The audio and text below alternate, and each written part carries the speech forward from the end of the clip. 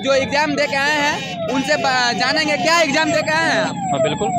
कौन सा एग्जाम दे के आए हैं? बिहार दरोगा का बिहार दरोगा। कहाँ से तैयारी किए थे? तैयारी ऑनलाइन प्लेटफॉर्म से किए थे। एग्जाम देने के बाद आपको पार्टिकुलर मैं किसी संस्था का नाम नहीं लेना चाहता। जी जी हाँ। और आपको पढ़ने के बाद क्वेश्चन मिल रहा था क्या? बिल्कुल। अब बिहार में जो ये जो होता है परीक्षा होने के बाद परीक्षा पेपर जो लीक हो जाता है कैंसिल कर दिया जाता है उसके लिए क्या कहेंगे? देखिए ये संभवतः हर एग्जाम के पैटर्न पे डिपेंड करता है। जी जी। अलग अलग एग्जाम के अलग अलग सोर्सेस हैं और ये जहाँ तक ये देखा जा रहा है कि ये अधिकारी लेवल का एग्जाम है, इसमें कहीं तक लीक का कोई संभावना नहीं। कहाँ से आए हैं आप? समस्तीपुर से। समस्तीपुर से आए हैं। कोई ये बताइए एग्जाम देने के बाद जो आपको लगता है कि क्वालिफाइड कर पाएंगे? बिल्कुल बिल्कुल गारंटी है। हर छात्र का ये होता है कि एग्जाम देने के बाद सबको लगता है कि क्वालिफाइज करेंगे। और पहले तो ये जानिए कि बीपीएसएससी का सिलेबस और बीपीएससी का सिलेबस दोनों में अंतर है। जी जी। अब जहाँ तक हमको ये लग रहा है कि इसमें क्वालिफाइज मुख्यतः वही छात्र करेंगे जी जी। जो बीपीएससी को डिटेल में पढ़े हैं। जी जी समझे? शॉर्टकट ना पढ़े। शॉर्टकट डिटेल में मैं बात कर रहा हूँ, शॉर्टकट की बात नहीं कर रहा हूँ। अगर आप शॉर्टकट में पढ़े हैं तो कदापि पॉसिबल तो बिल्कुल भी नहीं है। मुख्यतः अभी इनको लग रहा है कि हम प्री क्वालिफाइज करेंगे तो उनका विशेष ध्यान होगा मेंस की ओर। जी जी। अगर मेंस में लगता है कि मेंस में कहीं कोई चांसेस बन रही है प्री का रिजल्ट आने के बाद तभी तो फिजिकल का प्रिपरेशन करेंगे ना। जी जी। उससे पहले फिजिकल की ओर जाना, अभी प्री दे के फिजिकल की ओर जाना बहुत बड़ी बात है। जी जी। तो मुख्यतः मेरे समझ से अभी फिजिकल की ओर जाना सही नहीं है। कितना दिनों तक में आप चाहते हैं कि रिजल्ट आ जाए? अगर मैं चाहूँ तो कल तो संभव नहीं है और मुख्यतः कि लगभग बता दीजिए कितना दिनों तक के अंदर में एक महीने के अंदर रिजल्ट आ जाना चाहिए। आ जाना चाहिए। कैसा एक्सपीरियंस रहा भैया आपका? एक्सपीरियंस अभी मेरा एग्जाम तो बाकी है, अभी देना बाकी है, ठीक है ना, अभी देंगे।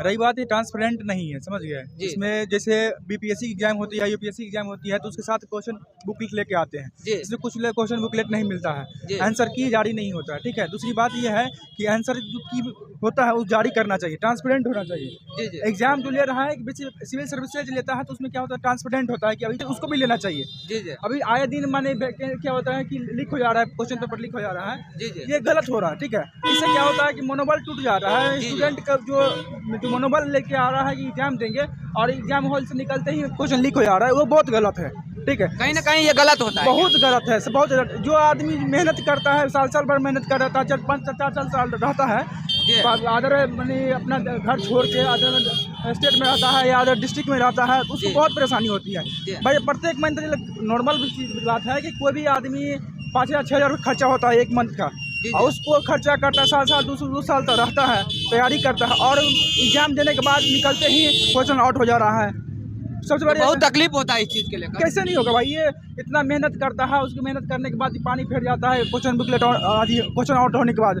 इसमें किसका गलती रहता है? गलती तो जो माफिया लोग का है, कुछ तो भाई कुछ 60 घर तो होता ही है भाई, जो सत्ता में है या कोई भी आदमी है उसमें जो पदाधिकारी है अच्छे है, उससे यदि लिंक नहीं होगा तो कैसे क्वेश्चन आउट हो जाएगा? सिस्टम का गलती है कि बिल्कुल बिल्कुल कहीं ना कहीं फॉल्ट है, सिस्टम में फॉल्ट है, उसको तंदुरुस्त करना चाहिए, इसमें कोई दोहराई नहीं है। कौन सरकार अच्छा काम कर रहा है? अब सरकार की बात तो नहीं बोल सकते, हम स्टूडेंट कुछ बताएंगे जो वैकेंसी दे रहा है लगातार, कौन सरकार आपके नजर में? वैकेंसी दे रहा है, अच्छी बात है, ठीक है ना। हमारा ट्रांसपेरेंट होना चाहिए, जिस तरह से अभी बीपीएससी ली है उस तरह से ट्रांसपेरेंट होना चाहिए, परिवर्तन होना चाहिए कि उसमें भी ट्रांसपेरेंट होना चाहिए। मतलब कि जो क्वेश्चन बुकलेट नंबर है जो हम लोग बीपीएससी में लेके आते हैं वो भी इसमें भी आना चाहिए। क्या आंसर की भी जारी आंसर की जारी करना चाहिए कि आदमी समझ सके कि मैं कितना गलती किया हूँ, कितना सही किया हूँ। और माने कि चलिए ऐसे रिजल्ट दे रहे हैं, किसी को पता नहीं है कितना कटअप गया, कितना क्या गया, नहीं पता चलता है, ठीक है। इसलिए ये स्टूडेंट भ्रम में रहता है कि भाई मेरा कितना नंबर गया, कितना कटअप गया। ऐसा भी क्या है, अभी फिलहाल ही टीचर का एग्जाम हुआ है, कल परसों में खत्म हुआ है,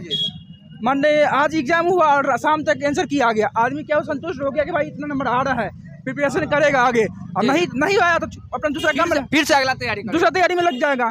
ये होना चाहिए। रही बात है कि एग्जाम दे के आता है, चलो जब बीपीएससी का एग्जाम ले रहा है वो बुकलेट जारी वापस ले जाता है, लेके जा सकते हैं, तो उसको मैंने ये दरोगा वाले में क्यों नहीं, बिहार पुलिस वाले में क्यों नहीं होना चाहिए? तो सब में होना चाहिए ना। जब सिविल सर्विसेज का एग्जाम हो रहा है, उतना बड़ा एग्जाम हो रहा है, तो उसके लिए माने ये लेके आ जा सकते हैं। मैं छोटा सा एग्जाम के लिए क्यों नहीं ले जा सकते हैं? सभी में समान व्यवहार करना चाहिए, व्यवहार करना चाहिए। स्टूडेंट इससे क्या होता है कि आदमी फ्री माइंड से एग्जाम देगा, ठीक है।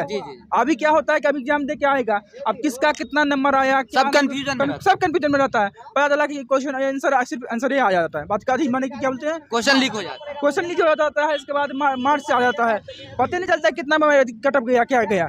अब मान आंसर की दिया जाएगा तो पता चलता है ना भाई कि इतना नंबर आ रहा है मेरा, सेफ है कि नहीं है, अपना अनुमान लगाता है भाई। इसके लिए इसके अनुसार मेंस का तैयारी करेगा, इसके बाद फिजिकल में लगेगा। थैंक यू भाई। ठीक है, तो इस तरह से हमने जानकारी ली है। यहाँ के जो कैंडिडेट सब थे, कुछ एग्जाम देकर वापस आ रहे थे, कुछ एग्जाम देने जा रहे हैं। तो अब देखते रहे द मिथिला स्टोरी ऐसे ही।